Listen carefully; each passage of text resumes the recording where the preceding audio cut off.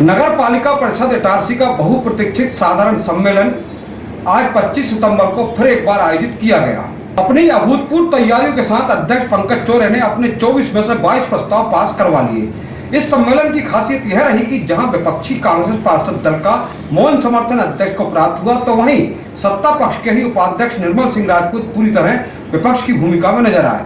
लेकिन इस सम्मेलन में सभापति कल्पेश अग्रवाल उग्र रूप में नजर आए। वह किस प्रकार, देखिए इस खबर में।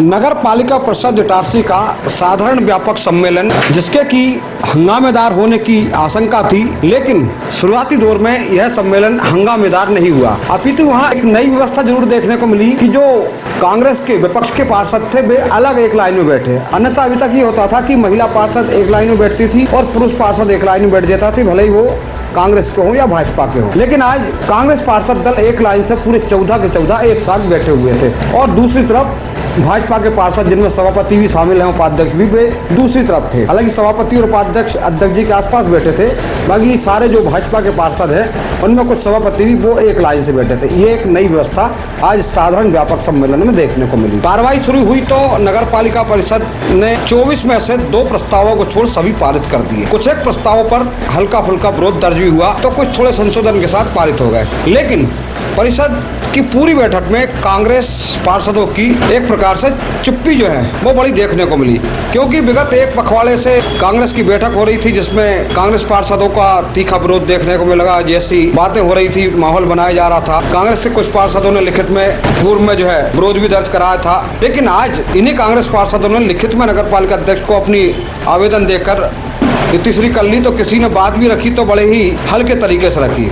हाँ, जो इस सम्मेलन में जो हंगामा देखने को मिला वो स्वयं भाजपा पार्षदों की ओर से ही देखने को मिला। एक प्रकार से आज के सम्मेलन में नेता प्रतिपक्ष की अगर भूमिका कोई निभा रहा था तो वो था उपाध्यक्ष निर्मल सिंह राजपूत, जो अध्यक्ष के बगल में बैठ के ही बहुत सारे प्रस्तावों का विरोध कर रहे थे और बहुत सारे बातों पर नाराजगी जता रहे थे। लेकिन अध्यक्ष जी भी उनकी हर बात का जवाब दे रहे थे और बोल रहे थे बैठक का संचालन अध्यक्ष को करना होता है, कृपया मर्यादा में रहें और धीमी आवाज में बात करें। यहाँ तक बात पहुँच गई।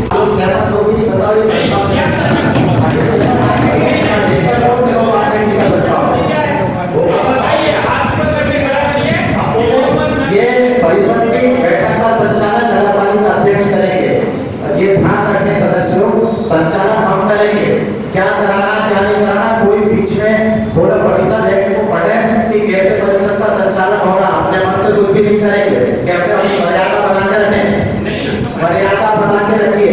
प्रस्ताव इसका 2000 करने में क्या दिक्कत है, आप लोगों की आपत्ति तो नहीं है।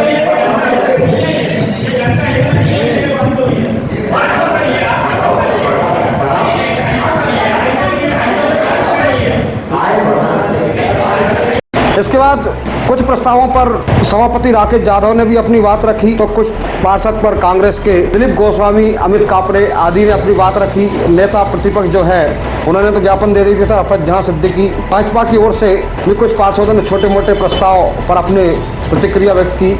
लेकिन मुख्य रूप से जब मामला प्रस्ताव क्रमांक 17 पर आया, सब्जी मंडी की दुकानों के संबंध में शिकायत आने पर शासन द्वारा गठित प्राधिकरण समिति के निर्णय को लागू किए जाने के संदर्भ में, क्योंकि यह मामला पिछली परिषद का था। पिछली परिषद में विधायक प्रतिनिधि थे कल्पेश अग्रवाल, जो इस समय इस परिषद के सभापति हैं लोक निर्माण समिति के, लेकिन कभी कभी आते हैं। लेकिन आज जब आए तो आज उनका एक बड़ा ही उग्र रूप यहाँ देखने को मिला और उन्होंने इस प्रस्ताव क्रमांक 17 पर लंबे समय तक अपनी बात रखी। स्थिति में व्यवस्थापन की प्रक्रिया का पालन नियमानुसार नहीं है। वो सही है कि उस समय सीएमओ के को व्यवस्थापन समिति बनानी नगर पालिका में, जो अभी आपने अपने सीएमओ पटले मैडम ने आपकी अध्यक्षता में जो अभी बनी, वो बात पहले नहीं बनी, अब बनी। नियम कोई बनानी थी। नगर पालिका दुकानों के आवंटित क्रिया का निराकरण अचल संपत्ति अंतरण नियम 2016 अनुसार शासन के निर्देश अनुसार करें।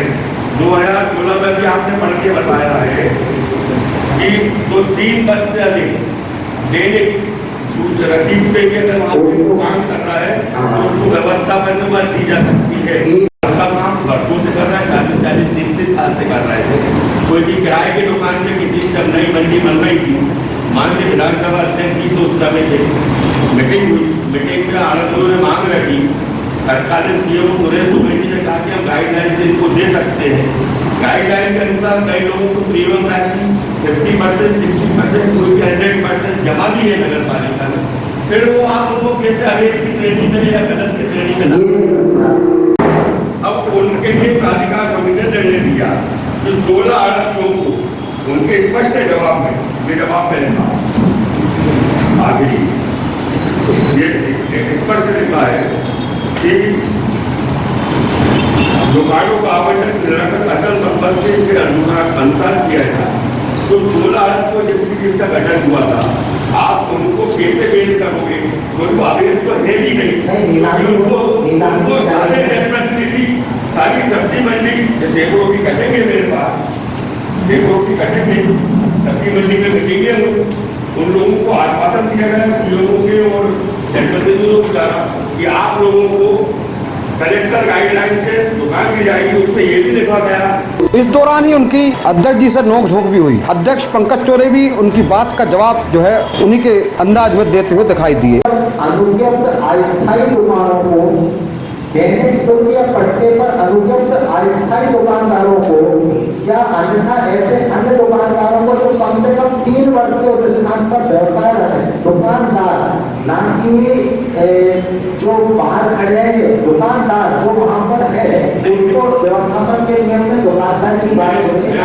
कोई निवेदन कर रहा हूँ कि वहाँ 19 अध्यक्ष जी से नोकझोंक होते होते मुख्य नगर पालिका अधिकारी ऋतु मेहरा के ऊपर भी आरोप प्रत्यारोप जब लोक निर्माण समिति के सभापति कल्पेश अग्रवाल लगाने लगे, जो कि पिछली परिषद में विधायक प्रतिनिधि हुआ करते थे, एक प्रकार से अध्यक्ष हुआ करते थे, ये कहा जाता है। तो फिर सीएमओ ने भी इस बात का जवाब दिया। 125 की सूची बनी थी, जब उसको वेरीफाई कराया तो 125 नाम, जिसमें से 21 नाम जो है हमारे डिमांड पंजी में नहीं है। सही बात आप लोग समझ रहे हैं? जो 2009-10 की पंजी है और जो सूची बनाई है 126 की, उसमें से 21 नाम ऐसे हैं जो डिमांड पंजी में नहीं है लेकिन हमारी सूची में। तो अगर हम इनको माइनस करते हैं तो हमारे पास शेष 104 नाम बचते हैं जो हमारी डिमांड पंजी से वेरीफाई। एक चीज इसमें यह है कि 3 नाम डिमांड पंजी में है लेकिन सूची में नहीं है। तो हम अगर डिमांड पंजी को ही सही मान रहे हैं तो ये सूची में वो 3 नाम ऐड करने पड़ेंगे। इस तरह से 104 प्लस 3 यानी कि हमारी 160 दुकानें, मेरे ख्याल से आप लोग पुराने तो आपको पता होगा ये 160 दुकानें ही पूरी सही थी और बाकी जो ये है एक्स्ट्रा बनी है। और ये जो एक्स्ट्रा बनी है ये व्यवस्थापन के नियम के विरुद्ध इनको आवंटित किया। वर्तमान में जो हमारे पास सूची है जिसमें 126 तो यहाँ पे जो काबिज हैं